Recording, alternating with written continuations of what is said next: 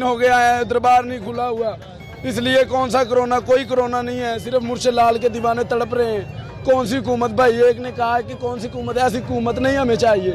हमें मुर्शिद लाल का रोज़ा चाहिए और देखना है हमने अंदर जाके सलाम करना है।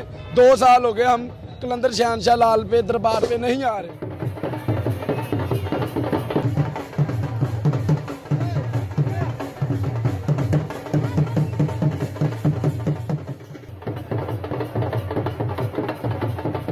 दरगाह तो बंद है, लेकिन फिर भी हमारा दिल तड़प रहा था, हम लोग रो रहे थे घर अंदर बैठकर। हमसे नहीं बैठा गया भाई। हमें ऐसी हुकूमत की कोई ज़रूरत नहीं है जहां ये हम लोग इधर आते हैं, हम लोग अपनी परेशानी दूर करने के लिए। जब हमारी परेशानी नहीं दूर होगी तो हम इस हुकूमत का क्या करेंगे।